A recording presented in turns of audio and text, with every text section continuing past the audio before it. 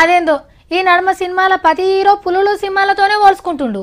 సింహం గడ్డం గీసుకోదు, నేను గీసుకుంటా అంతే తేడా. కడమాదంతా సేమ్ టు సేమ్. సింహం పడుకుంది కదా అని జూల్తో జడేయద్దు రోయ్. ఫ్లూటు జింక ముందు సింహం ముందు కాదు. నేను జంగిల్ బుక్ సినిమా చూడలే, దాంట్లో పులి కూడా అచ్చన్న అలాగే ఉంటుందట. పులిని చూడాలనుకుంటే దూరంకెళ్ళి చూసుకో పర్లేదు. పులితో ఫోటో దిగాలనిపిస్తే కొంచెం రిస్క్ అయినా ట్రై చేయి. అదే చనువిచ్చింది కదా అని పులితో ఆడుకోవాలని చూస్తే వేటాడేస్తుంది. ఇగో ఇట్లా మస్తు డైలాగులు ఉన్నాయి. కానీ గమ్మత్ ముచ్చట ఏంటంటే ఒరిజినల్ పులిలే తక్కువైతుంది. అనుమానం అవసరం లేదు, పక్క చిరుతతోలే. ఇవి గోర్లు, పంజా వేస్తే మటాష్. కానీ ఈ చిరుత మీదనే పంజా వేసిండ్రు గీ పుణ్యాత్ములు.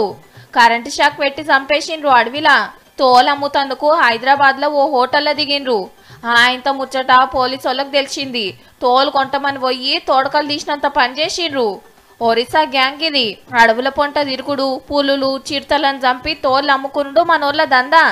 చిరుత తోలుకు 5 లక్షలు, పులి తోలుకు 20 లక్షల నుంచి 25 లక్షల దాకా. గోర్లకు కూడా మంచి రేటే వస్తుందట. ఇప్పటిదాకా ఎన్ని పులులను చంపిండ్రో ఈ పుణ్యాత్ములు. ఊనే ముత్యమని పులులు రా నాయన అంటే వీళ్ళు మొత్తం పొతం పెట్టబట్టిరి. ఇట్లనే చంపుకుంటా పోతే ఒకప్పుడు భూమి మీద డైనోసార్లు ఉండేనట అని మనం చెప్పుకుంటున్నట్టే ఒకప్పుడు పులులుండేనట అని రేపటి పోరాలు చెప్పుకోవాల్సి వస్తుందేమో.